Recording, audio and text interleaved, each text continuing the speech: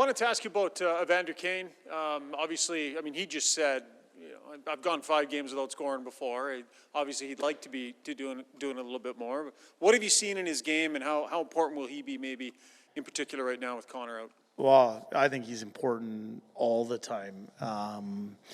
You know what? I saw some positive signs in his game. I thought he got physical as the game wore on. He got in a fight. As soon as he got in a fight, the team responded. We drew 2 power plays off of it. So there was some good things there. I think it's coming for him. I think his game in Philadelphia, I think he finished with 5 shots on net, something like that, and a bunch of hits. So it will happen for him. It's not his first pony ride. He's gone 5 games without scoring a goal before. One thing that I've talked with him about is just shooting the puck a little bit more. He's a little bit down from his career average. He's in terms of shots per game on net, he's a career 9.9, 10% shooting percentage guy. So the more he shoots, the better it is for him and for the team. And I think that's one area for him. But I think his game's coming.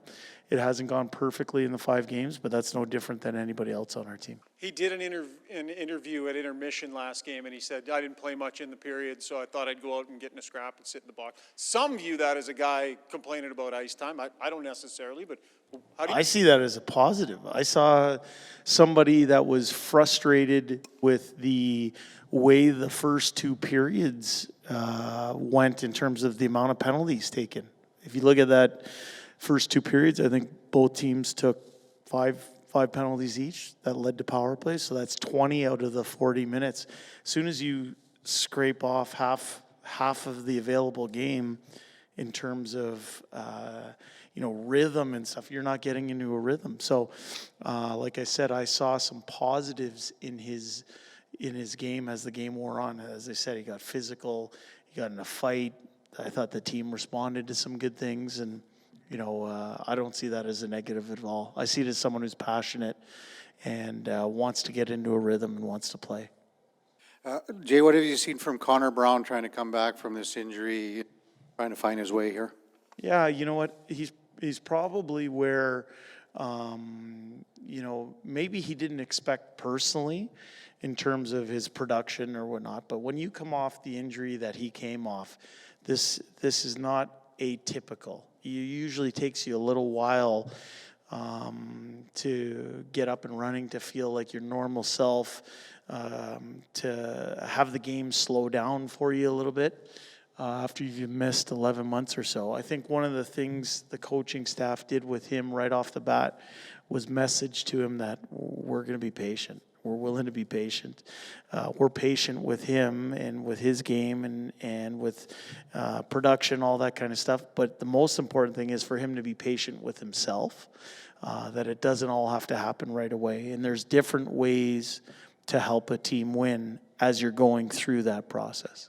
And with the power play with Connor out, do you see units 1 and 2 minutes-wise, time-wise, on a 2-minute power play leveling out a little more? Well, yeah, I mean, we'll see how that plays out.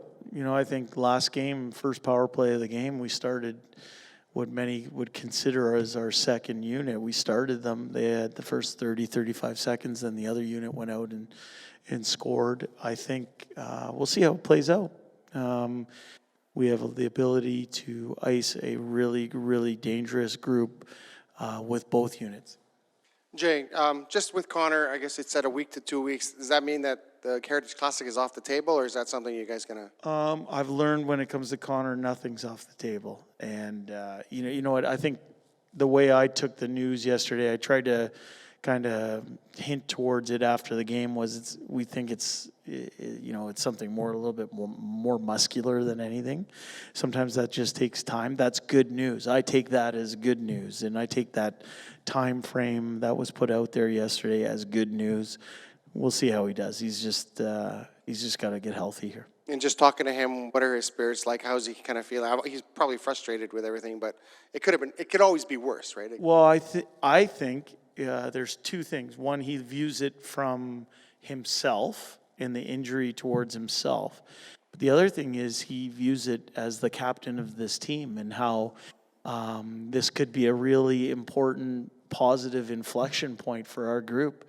He sees it for the opportunity that it represents, and that's certainly how his teammates and the coaches feel about it too. Yeah, that's where I'm going here. Coaches sometimes are looking for motivation to get the team going. That wouldn't be a problem for you, I wouldn't think. Yeah. Team's record isn't where you want it to be. Now your best players on the sidelines. Is this built-in motivation for your team? Yes. Yeah, and that's how we're trying to use it. You're always looking for fuel, right? Like that's, especially in an 82-game schedule. I know we're 5 games in, but it's an 82-game marathon. You're always looking for, opportunities that present themselves to serve as fuel. This is certainly one of them. You mentioned the record through 5 games. We feel it could be different, but it is what it is. I think there's been positive signs in our team game. I think we gave up 3 5-on-5 chances last game against. I think those things even themselves out over time, but you couple what the record is with losing your captain, great opportunity for other people to step up. On your power play, if you've got Kane and Hyman, they're both sort of net front guys. So how does that change things? Yeah, you know what? I think Kane, when he's been on that unit here, has been at the net. But in his history, he's been on flanks. He's been in the middle. I think when you put good players together, they find a way to make it work. And certainly him joining that unit is not new in his personal history. He has the talent, he has the ability, and he can move around. He doesn't need to just be in one place. And what do you want to see or hear from Sam Gagner going down to the minors? Yeah, I saw him before he went down. He's in great spirits. I think it's important that he feels good, first off. Those are major injuries or major surgeries that he's working to get back from.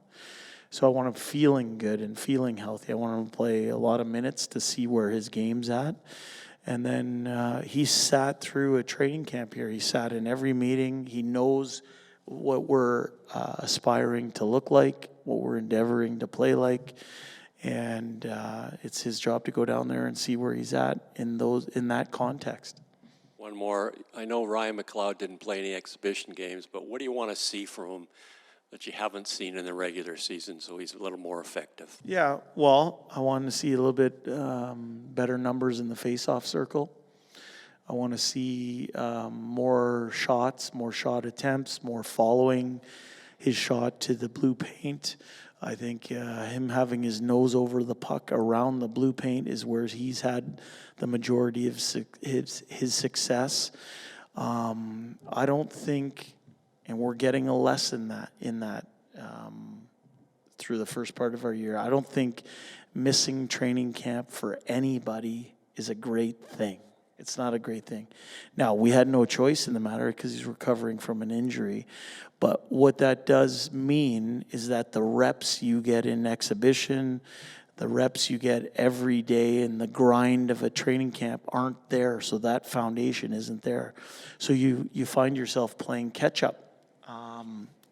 I see positive signs in his game, but his game, if you asked him, isn't where he wants it to be just yet either. Just like with Connor Brown, we're willing to be patient with him, but we expect to see progress every day. Thank you. Thanks, guys.